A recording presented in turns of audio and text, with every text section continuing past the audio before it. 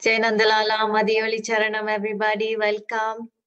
So today we're going to get to know more about Manickavasagar, one of the very prominent devotees of Lord Shiva. So he was born in Thiruvadavur, Thiruvadavur, and in the Brahmin family. His father was a priest, and he was called as Vadavurar. And this was during the 10th century. And Vadavurar was a very, he was a child prodigy, you can say. You know, he was very good at all the scriptures. He had mastered everything so well since he was a kid. And he was a child prodigy, and his name just, everybody came to know about him. He was very well known in that area, and the kings also came to know about him. And he came to see him. He wanted to see this child in person. And by the time he was around his teens, the the king made him, appointed him as the chief minister of Madurai. This is the Pandyan king, uh, Arimardana Pandyan, the king of Madurai, made him the chief minister of Madurai. That is something, right? So that is how intelligent and knowledgeable this he was as a child.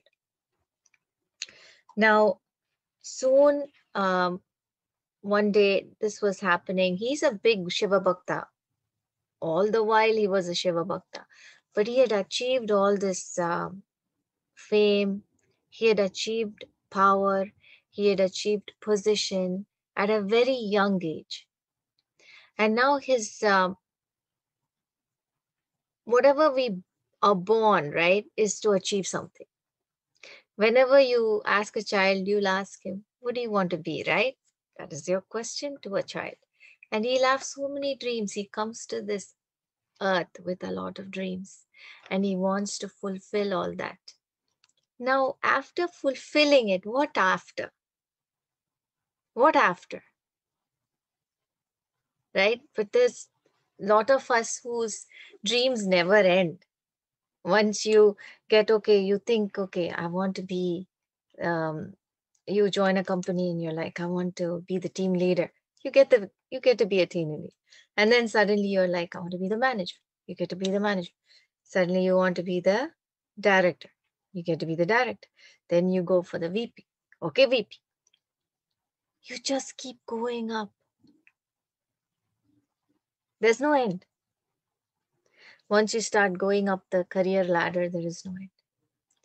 You will just keep going. But there is, yes, only when the divine intervention comes in between, then you will understand that you're climbing the wrong ladder. Once the divine intervention comes, then you understand. Oh, that's when the stress goes down. Okay, wherever life takes me, I'll go. Whatever happens, let it happen. And life becomes more happy. It's more easy. Whatever is written in your head is going to happen anyway. If you have to be the VP, you will become the VP, but then stress-free. It'll be a stress-free journey. You understand the difference? Once the divine intervention happens, everything is so stress-free. You'll achieve it because it is in your horoscope or your fate or your whatever you want to call it, in your karma. It'll happen, but you don't have to stress about it. So that is what happened here. The child has already achieved everything. The best position is to be the chief minister of the whole place, that Pandyan kingdom. That is something. So then what? Now he's like feeling a little empty. That's what happens when you achieve everything, when you achieve fame, you achieve everything. You're like sitting and that emptiness happens. And who's giving that yearning? Who's giving that emptiness? God only is giving that emptiness. He's only giving it. We don't get it ourselves. We're not that great. So he gives that emptiness so that we yearn for him. Yekam. For him.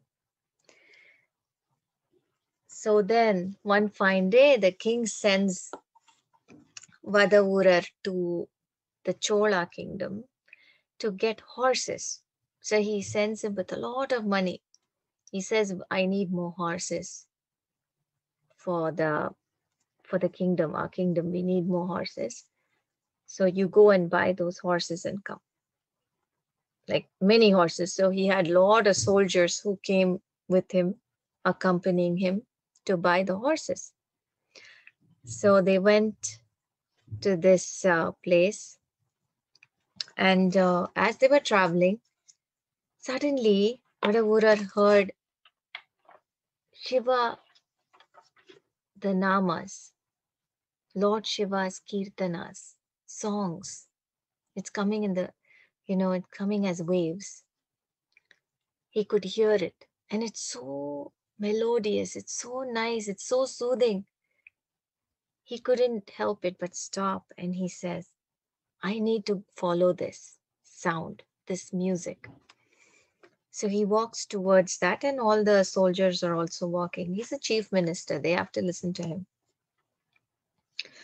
Now they're in Thirupperunturai, and they see this tree, and below the tree there is the sadhu saint singing. And there's a lot of people around him, watching him and enjoying the music and singing along. So this scene was so beautiful to watch. He just goes inside the temple. Next to the tree, there's a temple, small temple. He goes inside the temple, and he prays to the Lord in front of him. He's like standing there, and he's just shedding all these tears, automatic tears rolling down his cheek. He could just feel like something is pulling him inside. He knows that this is not happiness. He's understanding, he's realizing that, no, this is not happiness. I need to be with the Lord. That is my happiness. I need to go there. And he comes out and he joins the bhajan that is happening outside, the kirtanas that are happening outside, and he sits there and he's still shedding tears. That is what happens, right? When the bhakti overflows, it comes out as tears. Why are you crying? I always used to ask my mother, why are you crying, Amma? She'll say, I don't know. I will never understand that when I was young. Now I'm standing, when I see the Lord, I have tears in my eyes, and I can understand exactly why she had tears in her eyes now. It's just that feeling. It's unexplainable. When you see the Lord, it just happens. It's like a connection. So he comes out, and so who is this sadhu sitting in under the tree? It's none other than the Lord himself. So the sadhu was sitting there. See, when I told you, I've always told you, right? When the timing is right,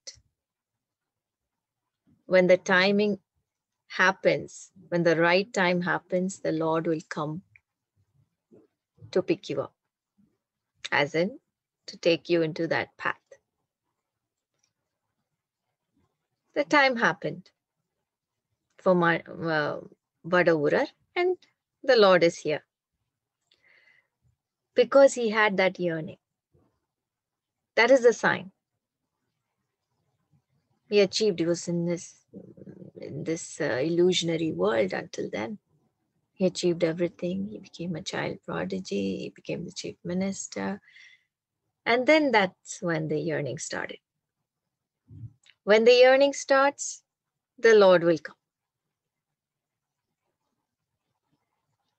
So he's here, disguised as the sadhu, and all his Shivaganas as the other people around him. All of them have come in a team to pick up the devotee, to pick up and put him in the right path.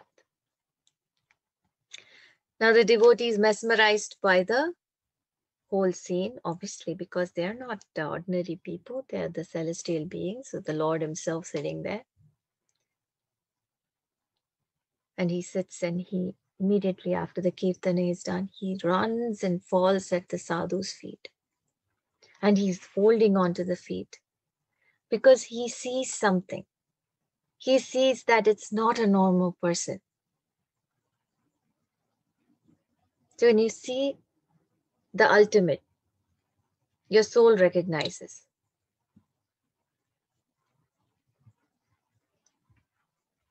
I have mentioned this in my the book I wrote, The Meeting with Amma, Sri Amma. Is very prominent. What I experienced when I first saw her. That is so significant because the mind is totally shut down. It's just the soul is awakened. When I first saw her, my body just automatically walked towards her. It's like a magnet.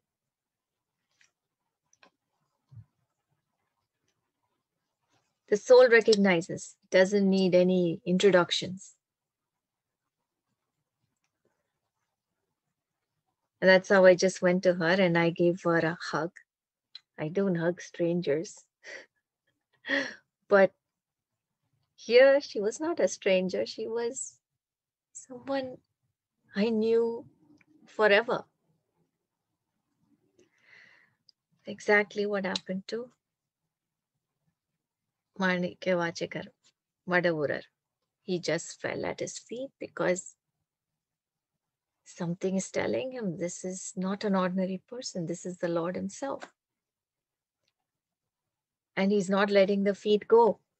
He's like, please accept me as your guru, as your shishya. I want you as my guru. Please accept me as your shishya. He falls at his feet and holds on to his feet till he says yes. Well, Lord Shiva was waiting for this moment only. He wanted to pull his devotee in, right?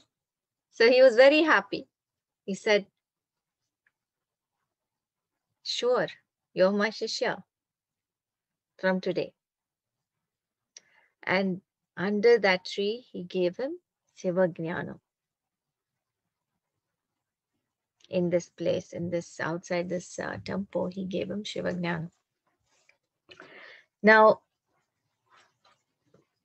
Vadavurar is so he's mesmerized. He's totally mesmerized by Lord Shiva.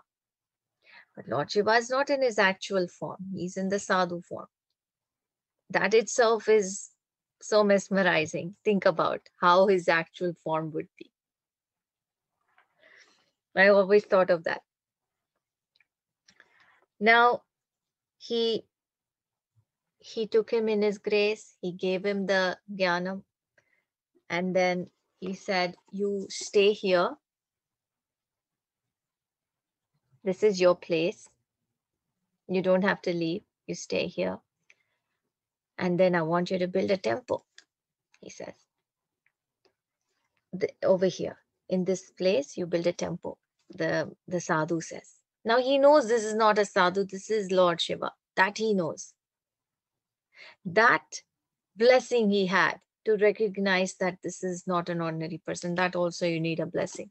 To recognize the ultimate, you need a blessing. It's not easy to recognize the divine. He can put you in an illusion and you will be lost.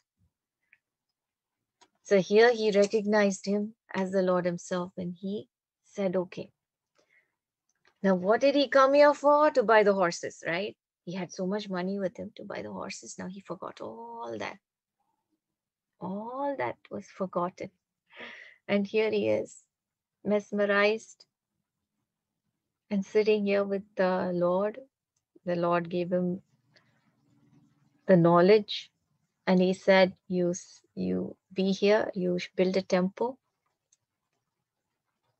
And he left, he just disappeared. Now,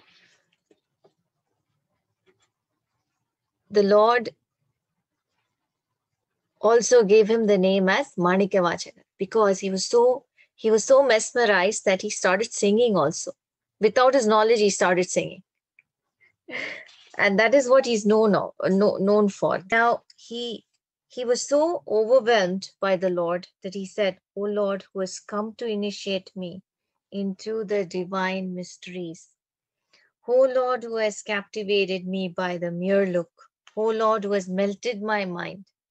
O Lord, who has made me surrender all wealth, body, mind, and soul. O my jewel," he says.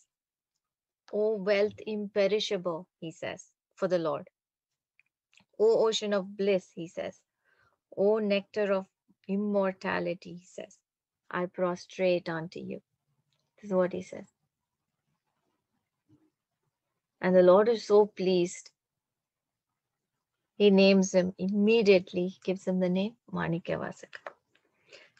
And that's when he removes all that minister clothing that he was wearing. You know what ministers wear? All that heavy clothing he removes. He just puts a very simple dhoti and all rudraksha male, and he smears vibhuti on his body.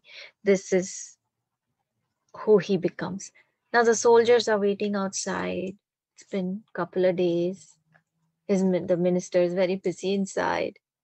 They don't go disturb. But after that, minister is not to be seen. So the soldiers go inside and check on him.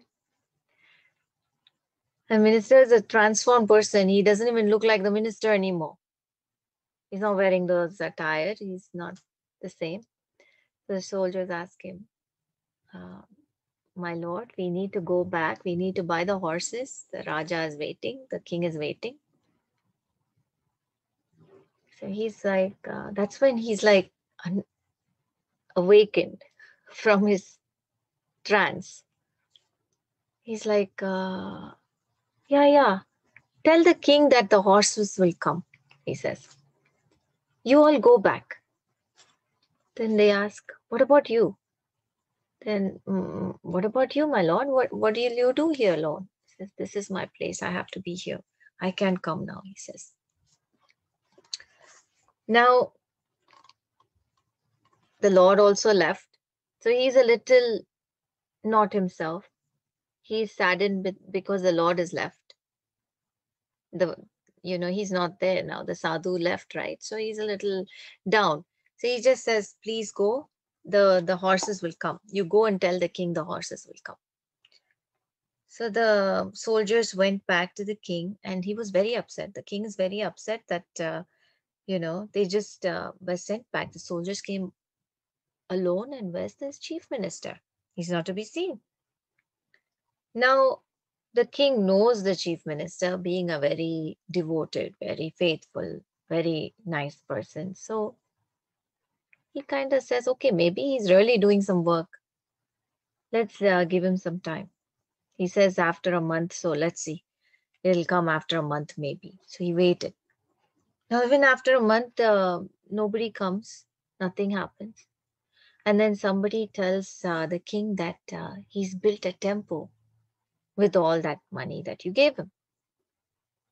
No, actually, Manickavasagar has built a temple because the Lord asked him to build a temple. He built a temple with that money that king gave him. Very conveniently used that money to build a temple. Well, whose money is it after all? It's the Lord's money, right?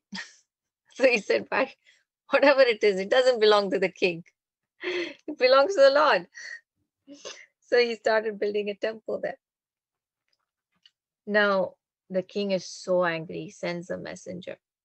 He sends a messenger to Manickavasagar saying, "You are playing with the cobra." He calls himself a cobra, the king. "You are not doing the right thing. So you're going to get bitten." The king sends a message. "You have taken my money and you've cheated me. You're playing with the cobra. You don't know you're going to get bitten," he said. "I'm the king." This is the message he sends to Manickavasagar. Now, when Manickavasagar reads that note, he says, "I know only one king, and that is the Lord. And I know only one, the cobra, which is on top of the Lord's neck, which is around his neck." And he says, "Okay, wait, I'll give you a message." And he goes inside the temple and prays to the Lord. Says, "Can you please help me? I used up all that money to build a temple for you. Now you need to save me from this king." So the Lord again comes in the dream of Manickavasagar and tells him, "Don't worry, I will send the horses during Avani Masa, Moola Nakshatra. I will come to Madurai, that is where the king is, with all the horses. I will personally bring the horses. You can go there before that and make arrangements." So Manickavasagar says, "Okay, thank you." And also the Lord gives him a diamond ring. "You give this to the king," he says. So Manickavasagar says, "Okay," and he wakes up. He has the diamond ring in his hand. Now, this is another proof that when you have the Lord come in your dream, it is not a dream. It is real. We have had Amma come in our dreams so many times. Sri Amma comes and shows herself up in a dream. And she has told us many times, when I come in your dream, it is not a dream. It is real. So that actually, see, this is the scriptures and all these stories that we read. It is so true. The Lord comes in the dream is not really a dream, right? He comes to give you a message. Clearly a message. And the ring is still there in his hand. See, clearly not a dream. So he finds a diamond ring in his hand and he goes and gives it to the soldier, saying, "Please give this to the king and tell him that the horses will be there during the Avani Masa." Now, the soldier says, "I think you should come and tell him yourself." And he says, "Okay, I'll come." So he goes there. Anyway, has to make arrangements. So he goes with them and he gives the ring personally to the king and says, "Keep this." He doesn't say the Lord gave. He just says, "Keep this. The horses will come during this time." Just like what the Lord said. Now, 2 days before that day, the king is impatient because somebody put things into his head. He became impatient. What did he do? He put Manickavasagar in jail and started torturing him. "Tell me, what did you do with the money? Tell me, what did you do with the horses?" Because someone had gone there and checked, and there is no horse to be found. So where are the horses coming from? Is what the king is asking him. "What are you saying? Where have you kept the horses? Where are they coming from?" Manickavasagar didn't have any answer to that question because obviously it's not known. The Lord is bringing it. Can he say that? They laugh at him, right? So he kept quiet. But then the beauty is they were torturing him, they were beating him, but nothing was felt by him. He couldn't feel any pain because Lord Shiva took all the pain away. They were hitting him, but he was sitting like he felt nothing. No pain was felt. There were no scratches, nothing, no blood, no wound. Now that is very something, right? So the people who were actually beating him up were getting tired. They were the ones who were getting affected more than the person they were beating. So they came and told the king, my body is hurting. Beating him, my body aches. So then that morning, Avani day, Moolam, there was this big cloud of dust. What did the Lord do? The Lord could not bear the devotee getting tortured like this. So he had to teach a lesson to the king. He came, he made all the foxes in the forest as horses.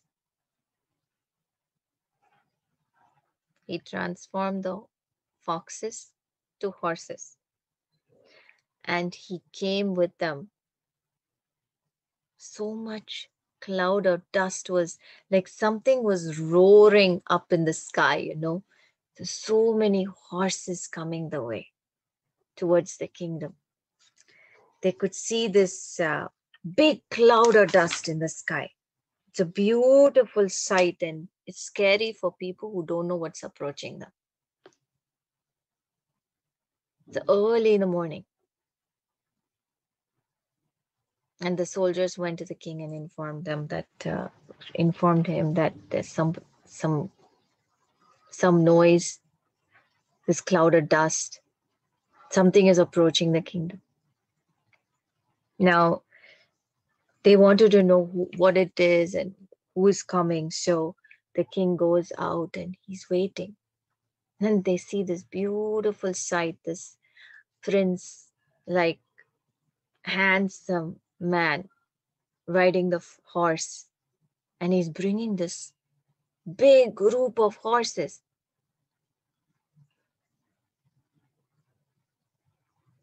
So many horses.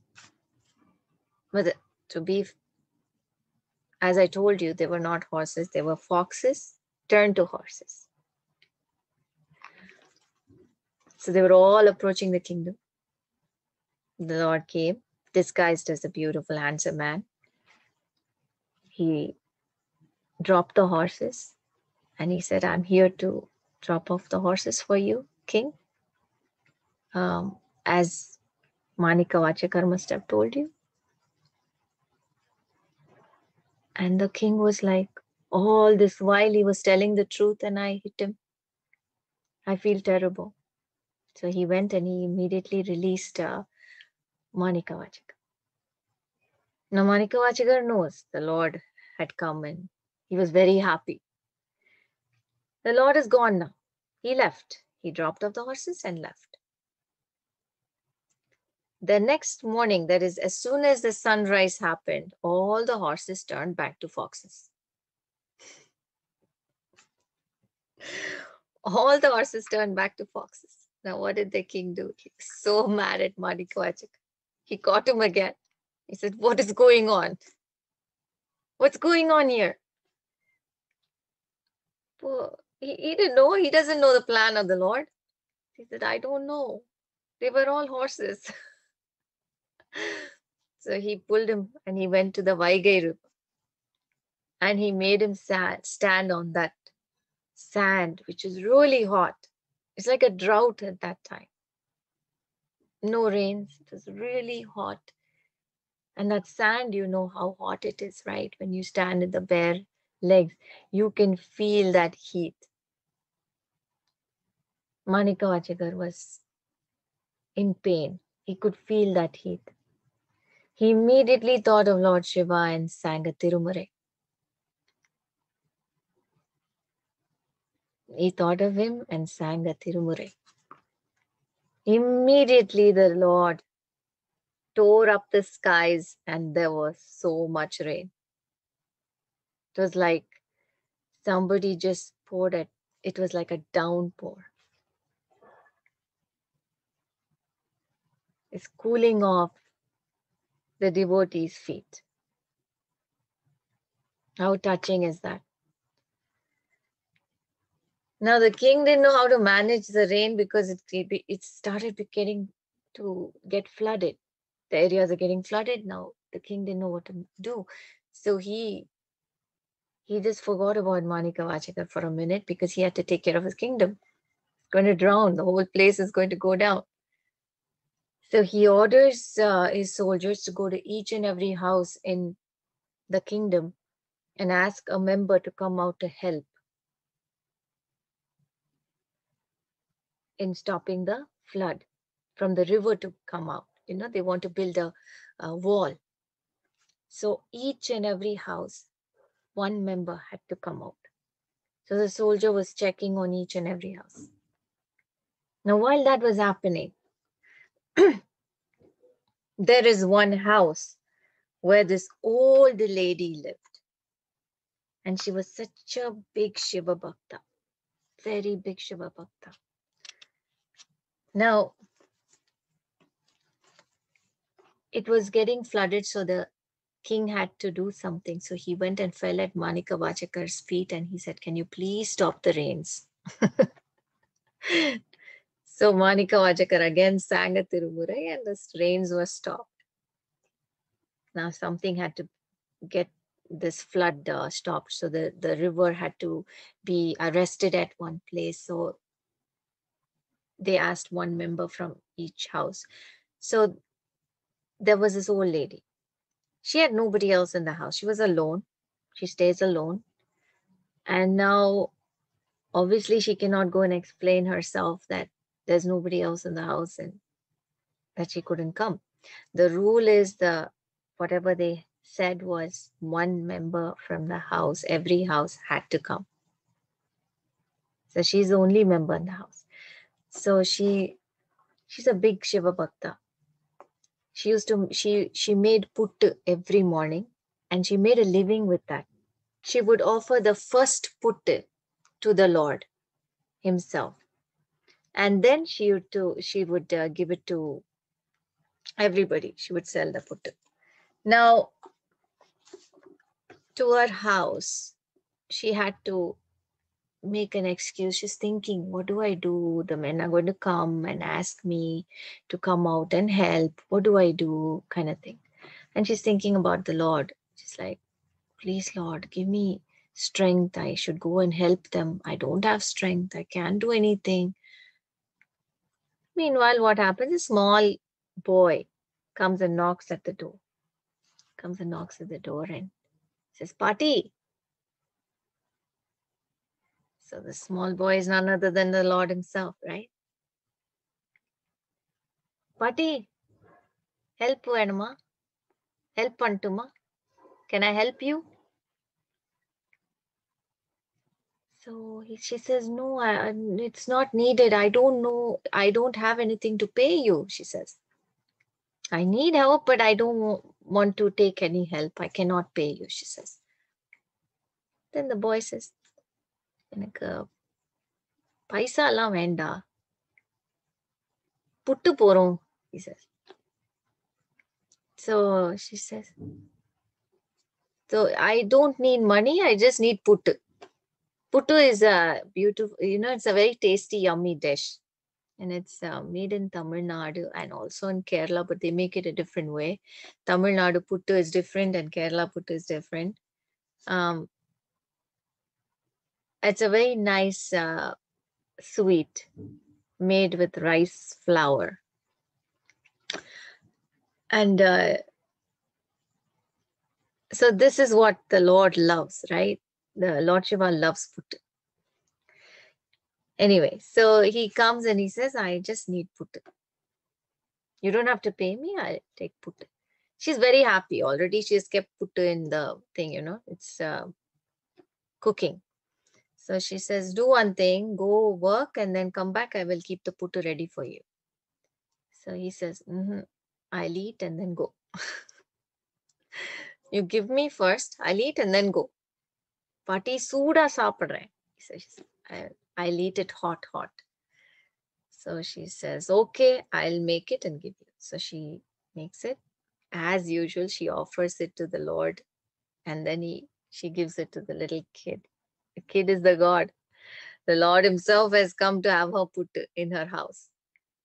So he's very happy, relishes it and eats it, full stomach. And then he says, Pati, I'll go on behalf of you and I'll work. So he goes and he does his part. Without even lifting a finger, he does his part and he's lying down under the tree and he's sleeping. He's like, what do I do here? Let me sleep. And he puts this towel and he's like a big Maharaja. He puts his leg on one leg and he's sleeping. Some of the soldiers, wandering around, everybody's working. And they find this one boy sleeping. So the soldier goes and complains to the king. This boy, he's not working, he's sleeping. So the king comes there and he obviously sees this boy lying down, nicely snoring. So he takes this whip and he whacks him. He's sitting on the horse, so he whacks him from that height. That whack, everybody, including the king and his horse, felt. So it was like everywhere. Everybody screamed in pain. But not the boy. Everyone else there, they felt the pain and they had the mark. Even the king. That's when he understood that that boy is not an ordinary boy.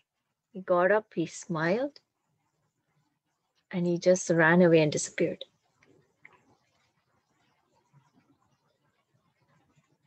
That's when he knew that he had this little darshan of the Lord himself. And he went and again apologized to Manickavasagar. He fell at his feet and he said, I'm a fool. I didn't realize who you are. You're a great devotee. You just sing one Tirumurai and the rain, there's a downpour. And then you sing another Tirumurai and you stop the rain. You have such abilities. Only a very special devotee can do that, he says. What can I do for you? I want to help you. So Manickavasagar says, I want you to help me build this temple. We'll build it together. So he says, definitely. I'm there. I will help you. And they built this temple together. Now, it's a beautiful story of the old woman also, who's a big devotee, where she's always giving puttu for the Lord, and the Lord himself comes and has put in her house and helps her also. See, she was just thinking, who's going to go and help? How am I going to go and help? And there, he's there. So at the same time, see, this Manickavasagar is also there and the old lady is also there. The Lord makes himself available for two devotees at the same time. Think about that. Right? It's not only Manickavasagar. The old lady also needs me. I will be there also. He can be anywhere, right? He can be in so many places at the same time. So that is another beautiful thing that is explained in this story. And of course, the king became a great devotee of Lord Shiva, and he helped in the construction in Thirupperunturai in that place. And this temple, a little bit about this temple in Thirupperunturai. The Lord is called the Atmanadar. Atmanadar. Atma is soul. And it's built in the 9th century. And Manickavasagar built it with the money that he took for buying the horses. Now, there are 3 forms of the Lord here. One is formless, one is God of form, and one is formless. I'll explain that. What is the formless form of the Lord? Let's see. In this temple, there's no lingam. There's just an avadayar and in the sanctum. And on top of the avadayar, there is a bowl placed on the avadayar. Now, the avadayar represents the body and the bowl represents the atma or the soul. Now, the Lord dwells in all living beings as their atma. And that is why he's called Atmanadar. Now, here, like any other temple, Arati is taken for the Lord. Arati is done. But the Arati usually goes out and then we take it, right? But here in this temple, the Arati does not leave the sanctum. Arati is done for the Lord, offered for the Lord, but they don't bring it out and give it to us. So the Lord is here as a Jyoti form. So he stays in the sanctum itself. Now behind the Avadayar, there are 3 lamps which are lit all the time. There's a white lamp, there's a red lamp, and the green lamp, representing sun, Agni, and moon. Now the 3 eyes of Lord Shiva. They all represent the 3 eyes of Lord Shiva.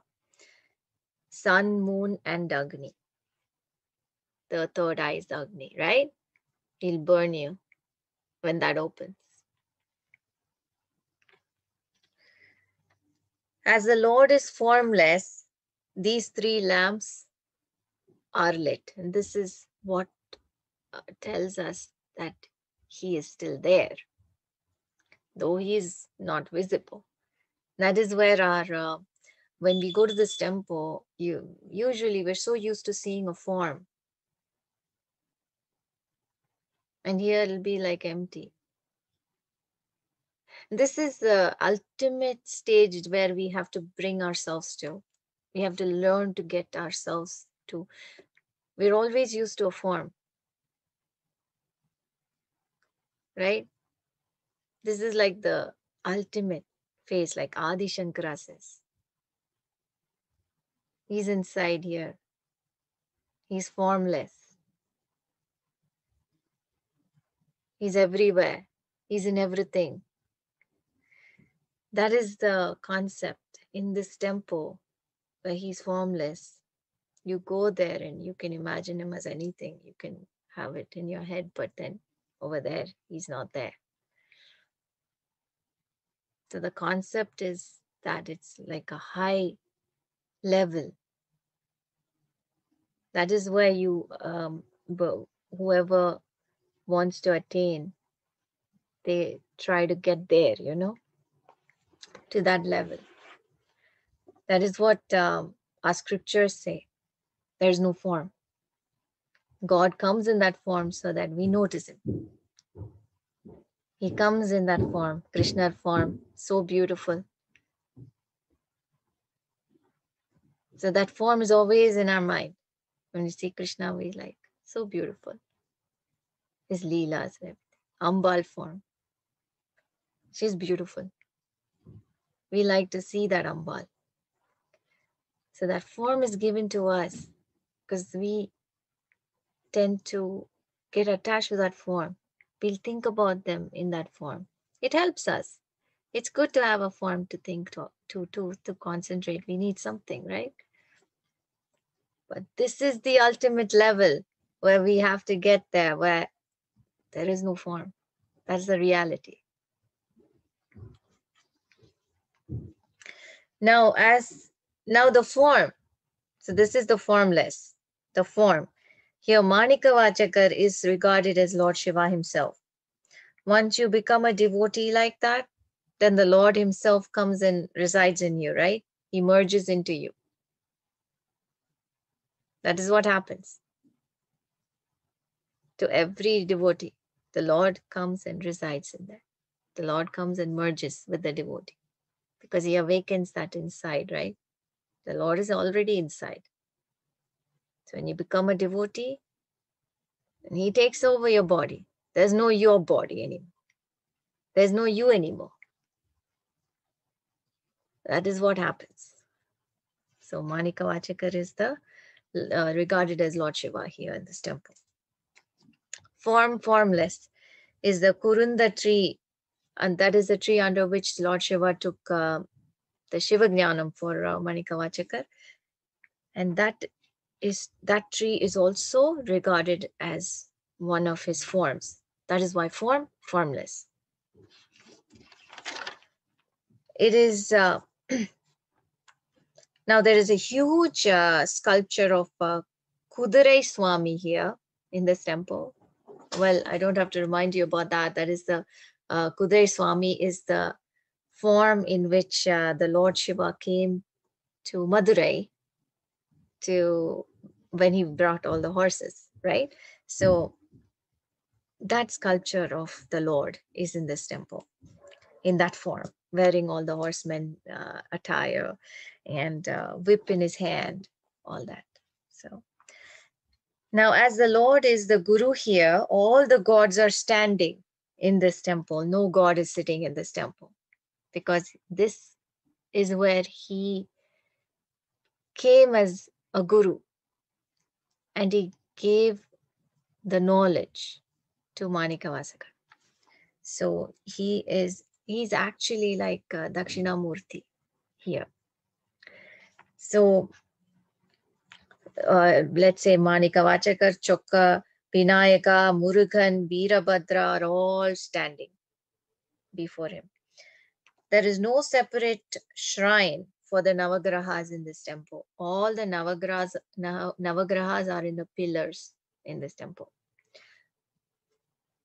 So he is, like I said, he's Dakshinamurti, so he's facing south in this temple.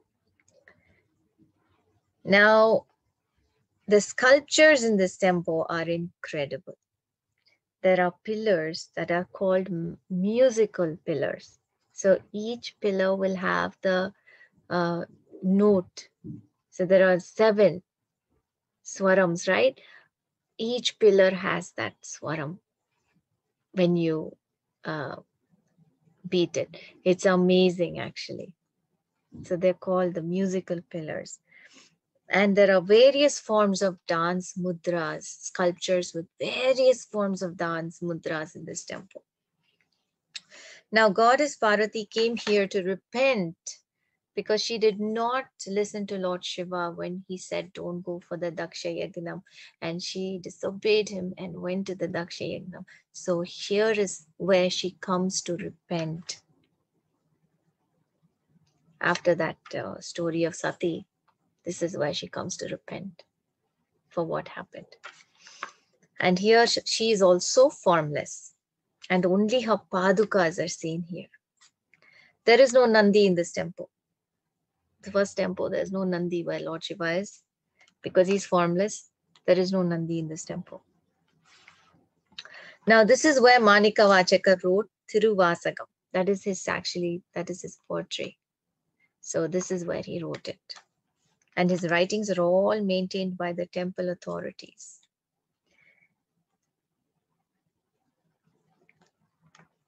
Now, that was one part of Manickavachakar. Next week, I will continue with the second part. Meanwhile, I want to share, we have 10 minutes. I want to share an incident that happened with me in Trichy when I went to Trichy to visit Akilandeshwari, and then I went to Brihadishwara temple. This incident happened in Brihadishwara temple. Tanjore. There's nobody here who does not know Brihadishwara temple, I'm sure. So when me and my two sons, just three of us, and Shiv's cousin came with us. And when we went to Brihadishwara, if you've noticed, there's the entrance, you enter and then you come out through the side. You don't come out through the same way. When you enter the Brihadishwara temple, you go in and then you come out to the side. On the left side, you come out to the side and then you go around as a pradakshina. So we went in. It's a huge lingam, beautiful lingam. It's so mesmerizing, so huge, so huge. Unbelievable. The whole temple is, there's no words. You can just get lost there in a trance. So after having darshan of the Lord, we come out through the left and we get down the step and then go around as a pradakshina. There are a lot of lingams all around the temple complex. So many lingams. Now, while we were in the back looking at all the lingams and we were outside the Durga Sanadi, there's this old lady. She just came like a brisk thing. It's very little, but she was so brisk, very fast. She came fast, she walked fast, and then she saw me. She had this kungumam. She put her thumb, in the kungumam, and she put it on me. She put it on me like that. And she and she said, Nanna rupe mani. So that's like a saying, always be happy kind of thing. It's like a blessing, And she put kumkum on both my sons, the younger one and the older one. Just three of us. And she walked into the Sannidhi of Durga. She just walked in. Nobody walks into the Sannidhi. She just briskly walked into the Sannidhi and she was adjusting the mala. I knew it was Amma instantly. There was no doubts. I was just standing there, just mesmerized. I was just looking at her and I was just admiring that whole cuteness, overall, that something about her. It was like pulling me again like a magnet, when it's the Lord, you'll always get pulled, some attraction. I kept looking at her and Sham came and asked my older one, who's that, Amma? Because he got the kumkum too, right? So it's like, who's that? I said, that is Akapati. That is definitely Akapati. And they both were like staring at her. She was adjusting the male. She was like, they never do a good job in putting the male. They always put it in shabby way. And she was adjusting it. She was making it all good. And then she came out and something told me to ask her where that kumkumam was from. She put it on us. Where is it from? So I asked her, Amma, where is that kumkumam from? And the kunguma engendamma. So she said, Varahi. Pakama poidade, she said. So that means it's Varahi's kungumam. Don't go without seeing her. Who's Varahi? Varahi is Sri Amma. Varahi is another form of Akhilandeshwari. I was stunned. I said, Varahi, Ingia. There is a Varahi here. And she said, Amma, Angarke. Pohama pedade, she said. Pakama pedade. So she said, don't go without seeing her. That was like a stamp that it was Amma herself. Amma herself coming, telling me, Varahi is there, don't go without seeing her. There were so many other people. She put kunguma only for me and Dev and Sham,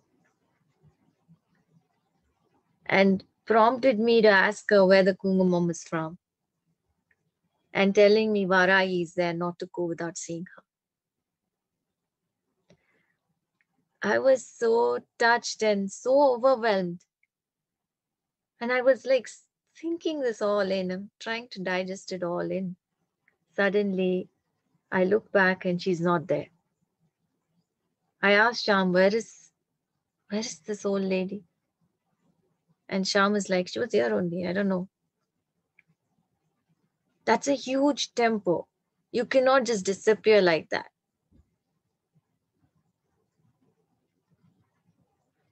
She was gone. And then, of course, we made that whole Pradakshinam, came back to that left side because we missed the Varahi. And she knew we would not do another Pradakshinam and we would go without seeing her. She wanted me to come and see her before I left. I would not have come back to see Varahi if I had not known. And I didn't know. And she was there to tell me, don't go without seeing me. And I went there. I was so happy. Varahi is the most powerful goddess, most kindest goddess. She's a warrior goddess. She's like Durga. She has all the traits to fight for her devotees and at the same time embrace them and keep them safe. She'll fight for you. That is Goddess Akhilandeshwari's form, Varahi. And that was Sri Amma who came and told me not to go without seeing her. Putting kungumam on me and saying, Ni nannar pemma, putting her hand on my head like that. Why would you say that? Randomly. And at that time, she made sure that nobody was there with us. It was just three of us. It's amazing. I wanted to share that with you, and we're right on time. I hope you had a good time today. I enjoyed talking about Manickavasagar, Madhiyoli Charanam.